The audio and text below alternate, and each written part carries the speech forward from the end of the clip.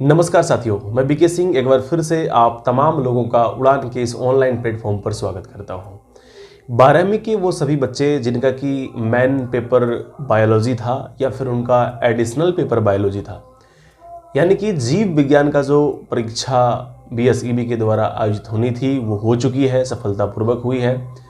Bihar board को इसके लिए धन्यवाद कि कदाचार मुक्त परीक्षा आयोजित कराई गई उनके द्वारा, और इसके अलावा जो प्रश्न का स्तर है वो काफ़ी अच्छा देखने को मिला। स्टैंडर्ड है, मतलब बहुत टफ नहीं कह सकते हैं और बहुत इजी भी नहीं कह सकते हैं।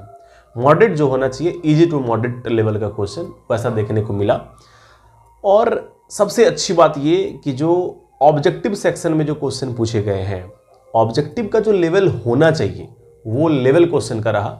इसके लिए बीएसईबी धन्यवाद के पात्र हैं। और हाँ, सबसे पहले तो जिन लोगों ने भी इस बायोलॉजी की परीक्षा दे दिया है उनसे हाथ जोड़कर मैं निवेदन करता हूँ, भाई तुम अभी इसका आंसर यूट्यूब के अलग अलग चैनल के माध्यम से मत मिलाओ। मैंने देखा, मुझे कई स्टूडेंट ने स्क्रीनशॉट करके भेजा कि सर देखिए इसका आंसर ये लिया जा रहा है, इसका आंसर ये लिया जा रहा है। मैं इस 2-3 घंटे से एनालाइज कर रहा था कई क्वेश्चन, चूंकि मेरे पास ओरिजिनल पेपर भी नहीं था तो बच्चे ही उसका फोटो खींच करके भेजे हुए थे, तो मैं एनालाइज भी किया। कई बच्चों का मैंने नंबर भी देखा अपने स्तर से। आप एक बात मान करके चलो, अभी आप नंबर जो मिला रहे हो ना, ये तुम अगला पेपर को डिस्टर्ब कर रहे हो। ऐसी गलती बिल्कुल मत करो मेरे भाई। तुम 35 ऑब्जेक्टिव में अगर तुम्हारा 20 सही है, 10 सही है, तो एक बात बताओ, तुम्हारे 10 बार मिला लेने से क्या वो 10 नंबर 20 नंबर में बदलेगा? वो 20 नंबर 30 में बदलेगा? नहीं बदलेगा। अब कुछ भी नहीं होना। तुम्हें ये जो मतलब उत्सुक होते हो तुम पूरा, ये जिज्ञासु जिसको कहते हैं, मतलब पूरा ये जानने के लिए आप पूरा जिज्ञासु हैं कि आपका कितना नंबर आ सकता है। क्यों भविष्यवाणी करवाना चाहते हो किसी और से अपना कि हाँ तुम इतने नंबर के लायक हो, इतना नंबर तुम्हारा आ जाएगा, इतना कन्फर्म है? किसी को नहीं पता यार। यूट्यूब पे जो लोग आंसर करवा रहे हैं ना, मुझे जो आंसर मिला, मैं कह रहा हूँ ना, कई आंसर मैं देख रहा हूँ गलत करवा रहा है। 3 आंसर तो मैं यूट्यूब वालों का गलत में देख लिया जो बच्चों ने हमें सेंड किया, जबकि सारे क्वेश्चन बच्चों को स्क्रीनशॉट करके सारा सेंड नहीं कर रहा है, कुछ कर रहा है। पता नहीं किस चैनल से देख रहा है, कहाँ से देख रहा है। क्वेश्चन एंड किया, 12:45 बच्चे निकल रहे हैं, 12:50 में 1 बजे वीडियो आ जा रहा है, ये रहा आंसर की। मतलब तुम भगवान है, देखा आंसर फटाफट टिक किया, लगा दिया, क्या दिया आंसर नहीं दिया, और आप उनका आंसर देख करके अपने आप को जज कर रहे हैं आप। मैं मानता हूं कि जो ऑब्जेक्टिव क्वेश्चन आया उसका लेवल जो होना चाहिए था वो लेवल है। आप उम्मीद कर रहे होते हैं कि टारगेट से पूरा क्वेश्चन दे दिया जाए, आप उम्मीद कर रहे होते हैं अगर आपको एक कंटेंट ऑब्जेक्टिव का दे दिया जाए तो उसी सारा क्वेश्चन आ जाए। ऐसा क्यों होगा? पता है, बहुवैकल्पिक प्रश्न पूछने का अर्थ क्या है? कि प्रतिस्पर्धा को मेंटेन करना, कंपटीशन को मेंटेन करना। जितने भी वनडे एग्जामिनेशन होता है ना कंपटीशन के लिए, वो सारे कॉम्पिटिटिव वनडे एग्जामिनेशन में आप देखें, लेवल देखते हैं ना साइंस का, जीव विज्ञान का जो लेवल दिखता है वैसा बढ़िया लेवल देखने को मिला 12th के बायोलॉजी में। देखो क्वेश्चन कितना टफ आया या कितना इजी आया मैटर नहीं करता, क्वेश्चन सेटर जो है वो कहाँ से सेट कर रहा है ये बहुत मायने रखता है। मैंने देखा जैसे कि कुछ क्वेश्चंस एक जगह लिया हुआ है जो ओजोन परत को प्रभावित करने के लिए हानिकारक गैस है, उसके लिए कौन सी होती है, वहाँ पर फ्रीऑन करके आंसर लिया गया है। आप सीएफसी करके पढ़े हो, उसी का एक पार्ट है फ्रीऑन, तो वहाँ से ले लिया गया। कई लोग यूट्रस का स्ट्रक्चर बनाता है, यूट्रस के अंदर भ्रूण के स्ट्रक्चर को भूल जाता है, नहीं बनाता है। अपने क्लास में वो भी पढ़ा, आपको भी कई बच्चे ऐसे हैं जिन्होंने कोई चीज़ बनाया हुआ है। अभी तक आपको नहीं पता क्या आपने किया, कैसे किया। कम से कम एग्जामिनेशन के बाद अगर तुम ईमानदारी से बताओगे ना, तो जो तुमने नोट्स लिखा है, जो कोई अब जितने भी नोट्स आपने बनाया था, नोट्स से बाहर आपका क्वेश्चन नहीं है। जितना मैंने पढ़ाया है बायोलॉजी के अंदर, प्रश्न वहां से बाहर नहीं आए हैं, प्रश्न उसमें से ही है। कुछ टॉपिक है जहां पर क्या कर दिया गया कि आप किसी और नाम से पढ़े हो, वहां किसी और नाम से पूछ लिया गया। इंग्लिश वाले को हिंदी में पूरी तरीके से लिख दिया गया। ये चीज पहले भी इस बार किया जा रहा था, सेंटर एग्जाम में किया गया था, और फिर जाकर के फाइनल एग्जाम में भी ऐसा किया गया है। फिर भी अब एक चीज का आप आंसर दो मुझे। मैंने लास्ट वीडियो में कहा था कि लास्ट नाइट में एक्स्ट्रा जग करके नहीं पढ़ना चाहिए। बताओ मैंने क्या गलत कहा था आपको? आप एक चीज बताओ कि लास्ट नाइट में अगर आपको 4 पीडीएफ मिल जाए, 5 पीडीएफ मिल जाए, अलग अलग स्रोत से आपने पाया भी था पीडीएफ वगैरह, और कुछ चीज़ों को आपने यूट्यूब से या इधर उधर जहाँ से भी देखने का प्रयास आप करते थे, तुम ईमानदारी से बताना उनमें से कितने प्रश्न तुम्हें वहाँ देखने को मिला। कई बच्चे कहेंगे सर 4 पीडीएफ देखे थे ना, वहाँ पे यूट्रस का एक स्ट्रक्चर पढ़े या और जगह पर कुछ पढ़े थे, थियरी वो आ गया। एक बात बताओ, वो जो तुमने लास्ट नाइट में पीडीएफ में या और गूगल बाबा से या और कहीं से तुमने जो चीज़ देखा था, क्या वो तुम्हारे नोट्स में नहीं था? तुम्हारे नोट्स में था, तुम्हारे किताब में था। तुम्हें पढ़ाई करनी थी तो क्या पढ़ाई करनी थी? किताब से। एनसीईआरटी की किताब हो या जो प्राइवेट बुक्स हैं तुम्हारे पास, सबसे बेहतर तो जो तुमने खुद से नोट्स बनाया है। नोट्स हर बार अपडेट होता है, हर साल अपडेट होता है। मैं टीचर से भी सलाह करता हूँ, उनसे भी मैं आग्रह करता हूँ कि भाई अपने नोट्स को अपडेट करो। जो बिहार बोर्ड है ना, इस मामले में बहुत बढ़िया काम कर रही है। क्वेश्चन बहुत अच्छा सेट किया जा रहा है और मैं मानता हूँ ये मेरा, मैं मतलब बहुत खुश हूँ जब से कि मैं ये ऑब्जेक्टिव क्वेश्चन को, सारा क्वेश्चन को मैं देखा हूँ, एनालाइज किया हूँ कि अगर इस तरीके से 2-4 साल रहा ना कंटिन्यू, 2 साल 3 साल भी रहा ना, तो फिर मेहनत करने वालों की तो बल्ले बल्ले है भाई। जो बच्चों ने मेहनत किया है ना, यकीन मानो, मैं ये नहीं कहता 70 में 70 बच्चे लेके आएंगे, पर 60+ अवश्य लेके आएंगे दोस्त। 70 में 70 ना हो, पर वहाँ 60 के लगभग में बच्चे रहेंगे, 60+ में। और अगर यहाँ से 30 आ गया तो 90, 28 आया तो भी 88, 85 तो जाएगा। पर सारे बच्चे ऐसे लेके आ जाएंगे ऐसा भी जरूरी नहीं है। पर ये मेहनत करने वाले ना, एक न एक दिन इनकी जो क्वालिटी है वो दिखती है। मैं कहता हूँ कि जिन्होंने बहुत अच्छा मेहनत किया है ना पूरा साल, अगर उनका 10 नंबर कम भी रहता है तो उन्हें गम नहीं करना चाहिए, क्योंकि बाकी का उनसे 10 नंबर ज़्यादा नहीं होने वाला है। उनका भी नंबर लगभग लगभग वही रहेगा। पूरा संस्थान अगर रो रहा है तो आपको थोड़ी सी उदासी तो कर ही लेनी चाहिए, उतना तो आपको प्रदर्शित करनी ही चाहिए, है ना। तो मैं ऑन द होल ये कहूँगा कि अभी आपको आंसर वगैरह नहीं मिलाना है। अगला जो सब्जेक्ट है उसकी तैयारी आप ढंग से करो, उसकी तैयारी में आप लग जाओ। सब्जेक्टिव क्वेश्चन जो पूछा था ना बायोलॉजी में, एक भी क्वेश्चन बाहर नहीं है। सब्जेक्टिव में जितना आपने पढ़ा है, सब्जेक्टिव आप फुल बना सकते हो। 14 के 14 प्रश्न आप आसानी से बना सकते थे लघुत्तरी प्रश्न में। कई बच्चों को ऐसा लगेगा, कहा सर ये जो कह रहे हैं इसमें 12 ही बन रहा है, 13 ही बन रहा है, 10 ही बन रहा है, किसी ने 9 ही बनाया होगा, 8 ही बनाया होगा। तो शायद आपने ढंग से थियरी को नहीं पलटाया। जो प्रश्न पत्र आया था उसको हिंदी इंग्लिश दोनों में आपने नहीं पढ़ा, एक बार आप एनालाइज को नहीं किए। एग्जामिनेशन से पहले जो मैं बार बार कहता था नोट्स पढ़ो, जो लास्ट में एग्जामिनेशन हुआ है उसको देखो। पता है, तो 3 क्वेश्चन ऐसा देखने को मिला जो लास्ट टाइम आपको सेट दिया गया है ना, जो लास्ट टाइम में एग्जामिनेशन कंडक्ट हुई ना, उस एग्जामिनेशन के सेट से क्वेश्चन आया हुआ है। और मुझे तो गम उस वक्त का हुआ कि एक क्वेश्चन तो ऐसा है कि एक सेट से 3 क्वेश्चन लगभग लगभग देखने को मिल रहा है। और वो सेट में आप लोगों का एग्जाम नहीं ले पाया था, क्षमा चाहेंगे, ये मेरी कमी है। काश मैं उसे भी कराया होता तो वो भी सेम क्वेश्चन देखने को मिलता। तो ऐसा होता है, कहने का अर्थ ये है ना कि आपका मांगा जा रहा है, बोर्ड मांगती क्या है, प्रैक्टिस के साथ साथ में सकारात्मक दिशा में प्रैक्टिस। आप क्या कर रहे हो, ऐसा नहीं कि दिन भर रात भर पढ़े जा रहे हैं, बस क्या पढ़ रहे हैं ये मायने रखता है। आंसर आगे जो इसका है सब्जेक्टिव ऑब्जेक्टिव, ये किसी यूट्यूब चैनल से इधर उधर से नहीं मिलाना है। आपको अगले सब्जेक्ट की अब तैयारी में जुड़ जाना है। बायोलॉजी का क्वेश्चन बिल्कुल ठीक पूछा गया है। इस अफवाह में नहीं आए कि आउट ऑफ सिलेबस पूछ लिया, ऐसा कर लिया, वैसा कर लिया, नहीं किया है। बोर्ड कहीं से दोषी नहीं है। हाँ, एक जगह विवादित प्रश्न देखने को मिला है ऑब्जेक्टिव सेक्शन में कि जीव विज्ञान शब्द को सबसे पहले प्रतिपादित किसने किया। होड से बोवेरी, इस पर कई सारे हैं। बोवेरी तो खैर इसके विकल्प नहीं आएगा, विकल्प में वहाँ दिया है, पर होड से या लेमार्क और ट्रेवेरेनस इसका एग्जैक्ट आंसर होता है। 1802 में उन्होंने, 1801 और 2 में उन्होंने जीव विज्ञान शब्द का प्रतिपादन किया था। इसके अलावा उनसे भी पहले 1799 में, 1800 में वोट से थॉमसन, ऐसे कई सारे नाम आते हैं और 2-3 नाम आते हैं, तो उन्होंने इसको प्रतिपादित किया था। लेकिन ये जो ऑप्शन में आपको वहाँ मिल रहा है, अरस्तु मिल रहा है, तो अरस्तु ने जीव विज्ञान शब्द का प्रतिपादन पहले नहीं किया था। वो जीव विज्ञान के जनक कहे जाते हैं। उन्होंने कई सारी धारणाएं दी, सबसे अधिक धारणाएं देने वाले व्यक्ति वही हैं जीव विज्ञान के अंतर्गत। तो वो उसके लिए वो जनक के रूप में जाने जाते हैं, जीव विज्ञान शब्द के प्रतिपादक के रूप में वो नहीं जाने जाते। पर अगर बोर्ड इसका आंसर ये अरस्तु लेती है तो हो सकता है कि इसका आंसर अरस्तु के पक्ष में जाए। और जो बोवेरी कह रहे हैं, तो बोवेरी मेरे ख्याल से नहीं होना चाहिए। इसलिए नहीं होना चाहिए क्योंकि उनका अनुवांशिकी संबंधित फिर चला जाता है, जेनेटिक्स में चला जाता है।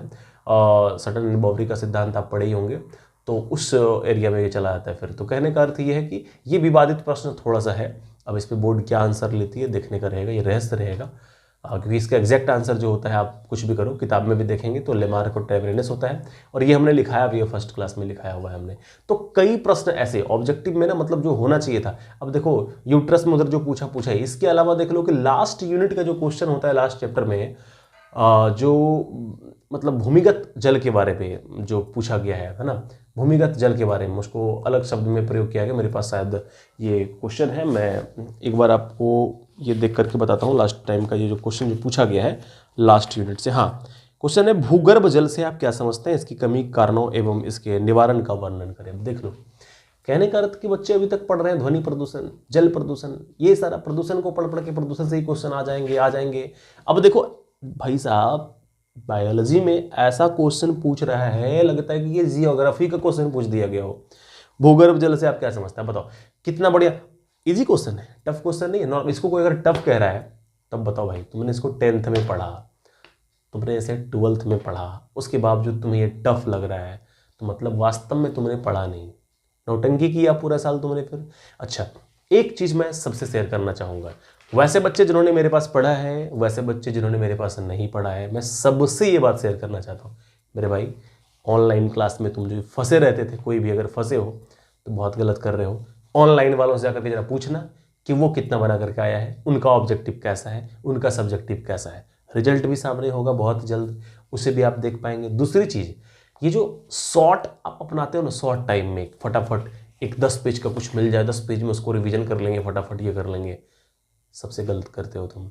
शॉर्ट मत अपनाओ, शॉर्टकट लाइफ में नहीं अपनाना है। अगर आप ऐसा करेंगे तो अब बोर्ड परीक्षा में भी आप कुछ नहीं कर पाएंगे। एक बार जरा सोच करके देख मेरे भाई, 70 प्रश्न में तुम्हें 35 बनाना था, तुम्हारा ये हाल है। मान लो 35 प्रश्न ही रहता, डबल क्वेश्चन नहीं रहता, तो तुम क्या करते।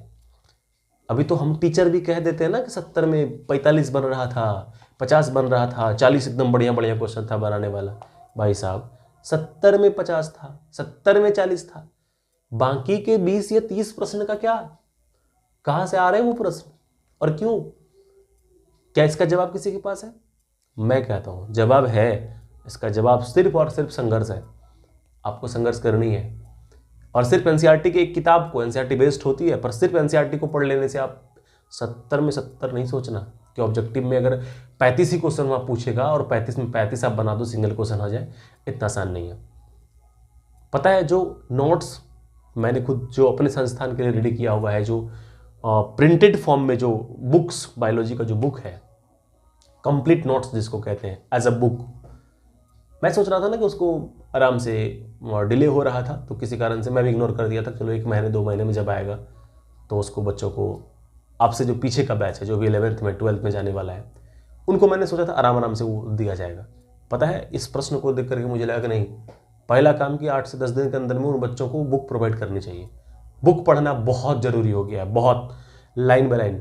किसी शिक्षक की औकात नहीं है कि वो एक एक लाइन को जिस डीप में, जिस लेवल में जाके क्वेश्चन को सेट किया जा रहा है, प्रतिस्पर्धा में जैसे सेट किया जाता है, वैसे जिस तरीके से बहुत बढ़िया से, मतलब टफ नहीं है पर एकदम अच्छी तरीके से जहां से सेटिंग करना चाहिए वहां से कर रहा है। औकात नहीं है टीचर का कि वो अपने नोट्स में सारी बात को या क्लास में सारी बात को लिख लिख करके बच्चों को लिखवा दे बोर्ड पर या दे दे। वो नहीं, उसके लिए एक ही चीज है, किताब, किताब, किताब।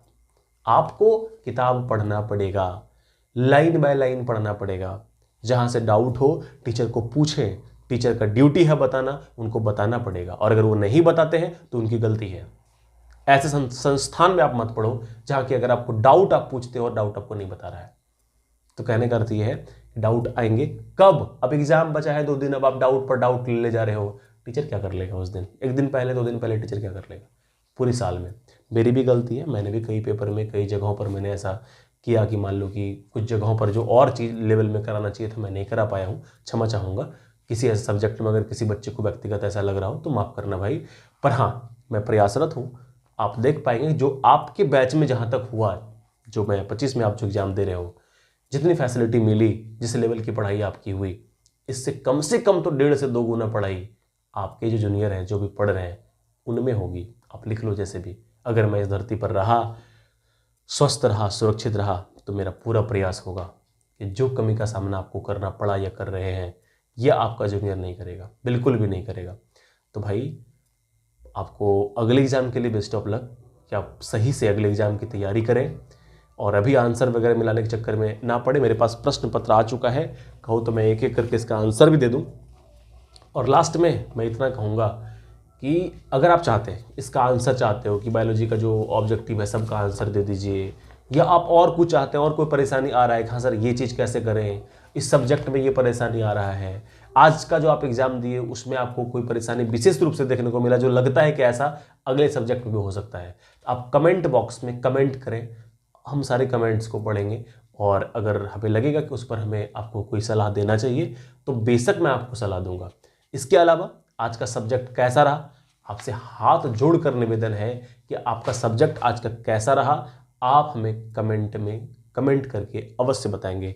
मेरे अपने भी स्टूडेंट और जो बाहर से पढ़ रहे हैं उनके लिए भी मैं कहता हूं कि भाई तुम भी बताना कि तुम 70 में कितना नंबर उम्मीद करते हो, या अगर नंबर तुम नहीं पब्लिश करना चाहते तुम ये बताना कि एग्जाम तुम्हारा कैसा रहा। और विशेष करके आप सबों से विनम्र निवेदन है, जिन्होंने मेरे पास पढ़ा और जो बाहर पढ़े, इधर उधर पढ़े हैं, उन सब से मैं आग्रह करता हूं आपका उड़ान के प्रति क्या फीडबैक है, मेरे प्रति खास करके बायोलॉजी को लेकर के क्या फीडबैक है, इस वीडियो के कमेंट में आप अवश्य लिखें कि आपने जो एग्जाम दिया बायोलॉजी का उसमें आपको जो आपने प्रदर्शन किया कैसा फील हुआ, आप बायोलॉजी के लेवल को देख करके आपको क्या लगा, कि आपने जो पूरा साल पढ़ा वो सार्थक है या फिर वो पढ़ना आपका व्यर्थ महसूस हुआ, ये आप कमेंट करेंगे।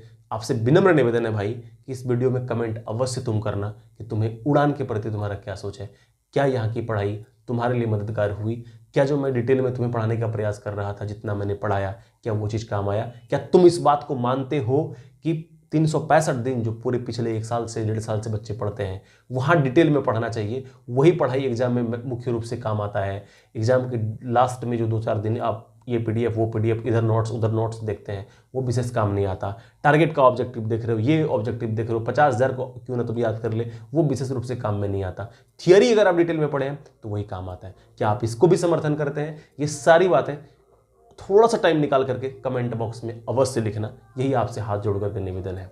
मैं प्रयास करूंगा कि आगे के सब्जेक्ट में आपको जो कोई परेशानियां नहीं हो, अगर ऐसा कुछ भी हुआ होने की संभावना रही तो मैं आपको अवश्य आपके साथ शेयर करूंगा। फिलहाल जो मेरा मस्तिष्क कहता है कुछ बातें मैं ये शेयर आपसे कर देता हूं कि हिंदी का सब्जेक्ट जो आपके सामने आने वाला है इस बार नॉर्मल रहेगा, टेंशन मत लेना। हिंदी में आप बहुत बढ़िया स्कोर कर सकते हैं।